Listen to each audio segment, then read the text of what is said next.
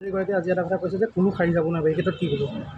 চাওক, মাননীয় মুখ্যমন্ত্ৰী মহোদয় বা মাননীয় দেশৰ প্ৰধানমন্ত্ৰী নৰেন্দ্ৰ মোদী ডাঙৰীয়াই আজি যেনেধৰণে কথা দিছিল যে দুৰ্নীতি মানে ইয়াত সহনশীলতা ইয়াত ৰখা হ'ব, জিৰ' টলাৰেঞ্চ, আৰু এইটো ক্ষেত্ৰত আমাৰ চৰকাৰে কাম কৰি গৈ আছে।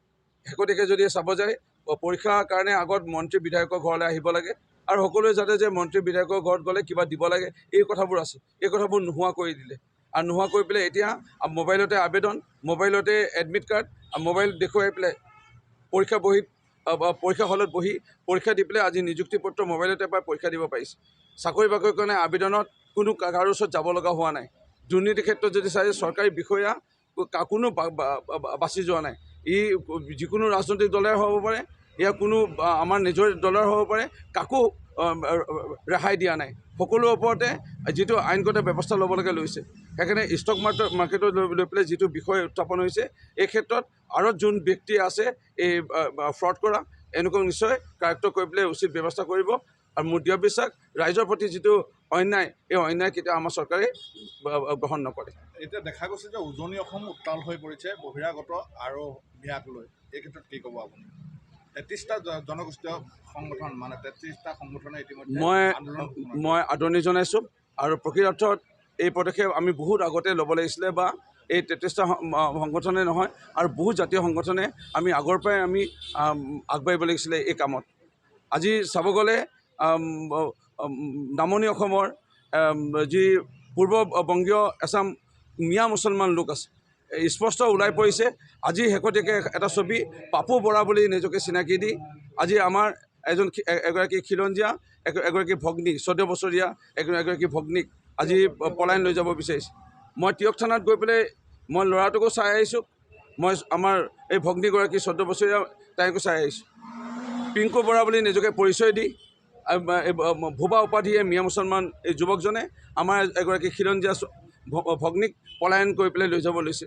ভাগ্য ভাল, মাইনাগৰাকী আমাৰ স্থানীয় লোক, তেওঁলোকে ধৰা পেলালে এই সমগ্ৰ ঘটনা, আৰু ইতিমধ্যে তিয়ক থানাক গতাই দিছে।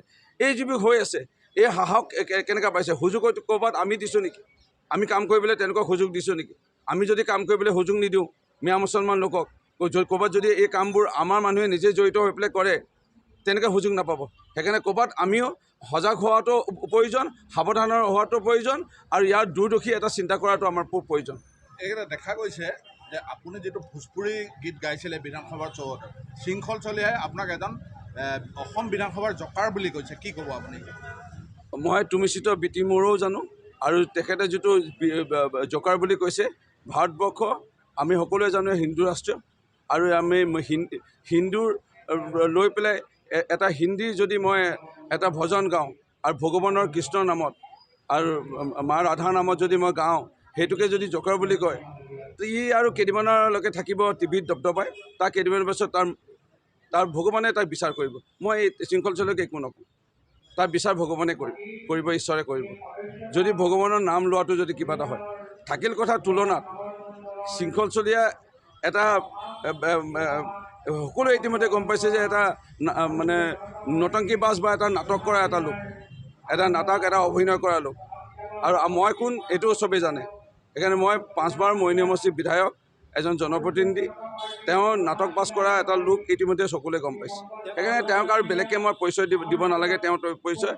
আৰু থাকিল কথা ভগৱানৰ নাম, ঈশ্বৰৰ নাম লোৱাত যদি এইটো ক'লে, মই শুনা নাই, কিন্তু তেওঁ যিটো কৈছে, যদি কৈছে, তেওঁ নেদেখাজনে তাক বিচাৰ কৰিব, আৰু এইটো প্ৰমাণ টিভিত আপোনালোকে দিব লাগিব, তেওঁৰ প্ৰমাণটো।